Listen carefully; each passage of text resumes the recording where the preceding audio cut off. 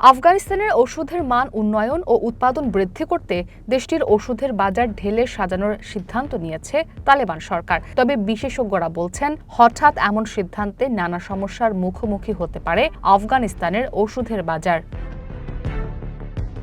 ওষুধ আমদানিতে দশকের পর দশক ধরে পাকিস্তানের ওপর নির্ভরশীল বলে গত নভেম্বরে ঘোষণা দেয় তালেবান কর্তৃপক্ষ। জানায়, এই নির্ভরশীলতা দ্রুতই বন্ধ করা হবে। সেই আলোকে চলতি মাসে নিষেধাজ্ঞা কার্যকর করা হয়। পাকিস্তানের বিকল্প ও বৈধ উৎস খুঁজে নিতে আমদানিকারকদের প্রতি সরকার আহ্বান জানিয়েছে বলে এএফপিকে জানান আফগানিস্তানের অর্থ মন্ত্রণালয়ের মুখপাত্র আব্দুল কাইয়ুম নাসির। সাম্প্রতিক সময়ে প্রতিবেশী পাকিস্তানের সাথে সীমান্তে প্রাণঘাতী সংঘর্ষের পরই এই সিদ্ধান্ত নিল দেশটি, যদিও আফগানিস্তানের জন্য এটি একটি বড় চ্যালেঞ্জ।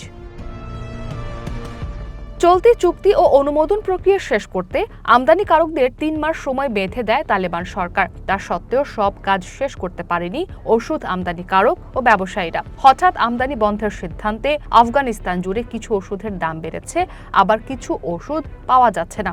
এতে সাধারণ মানুষের অনেক সমস্যা হচ্ছে বলে জানান রাজধানী কাবুলের ফার্মাসিস্ট মুজিবুল্লাহ আফজালি।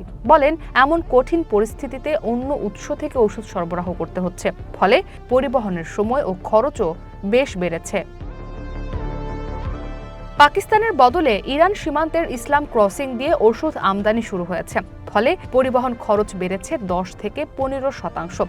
ফার্মাসিউটিক্যালস শিল্পের সঙ্গে সরাসরি যুক্ত এক ব্যক্তি এএফপিকে জানান, আগে ওষুধের মোট ব্যয়ের ৬ থেকে ৭% পরিবহন খরচে ব্যয় হতো, যা এখন ২৫ থেকে ৩০% পৌঁছেছে। এর ফলে ব্যবসায়ীদের মোট ক্ষতি এরই মধ্যে কয়েক লাখ ডলারে পৌঁছেছে। পাকিস্তান থেকে আমদানি করা অধিকাংশ পণ্য নকল ও ভেজালের অভিযোগে অবৈধ বাণিজ্য বন্ধ করতে ওষুধের বাজারকে ঢেলে সাজানোর উদ্যোগ নেয় আফগানিস্তানের স্বাস্থ্য মন্ত্রণালয়। তবে বাজার ঢেলে সাজানোর উদ্যোগ বাস্তবায়ন করতে কিছুটা সময় লাগবে বলে মনে করেন মন্ত্রণালয়ের মুখপাত্র শরাফত জামান। বলেন, পাকিস্তানের বিকল্প হিসেবে ইরান, ভারত, বাংলাদেশ, উজবেকিস্তান, তুর্কি, চায়না ও বেলারুশ থেকে ওষুধ আমদানির লক্ষ্যে কাজ করছে স্বাস্থ্য মন্ত্রণালয়। বর্তমানে ৬০০ ধরনের ওষুধ উৎপাদন করা হচ্ছে আফগানিস্তানে। এতে অনেক ওষুধের চাহিদা পূরণ করা সম্ভব হচ্ছে বলে জানায় দেশটির স্বাস্থ্য মন্ত্রণালয়। আফগানিস্তানে এরই মধ্যে বিভিন্ন ধরনের সিরাম ও অ্যান্টিবায়োটিক উৎপাদন করা হচ্ছে বলে জানায় উৎপাদক প্রতিষ্ঠান মল্লি শিফা ফার্মাসিউটিক্যালস। ওষুধ শিল্পে সংশ্লিষ্ট এক কর্মকর্তা এএফপিকে জানান, কাঁচামালের আমদানি, বিদ্যুতের উচ্চ খরচ এবং সীমিত অবকাঠামোর কারণে আফগানিস্তান ওষুধে পুরোপুরি স্বনির্ভর হতে পারছে না। তবে প্রয়োজনীয় সুযোগ সুবিধা দেয়া হলে আফগানিস্তান থেকে আমদানি বন্ধের কারণে বাজারে যে শূন্যতা তৈরি হয়েছে তা পূরণ করা সম্ভব হবে বলে জানান তিনি।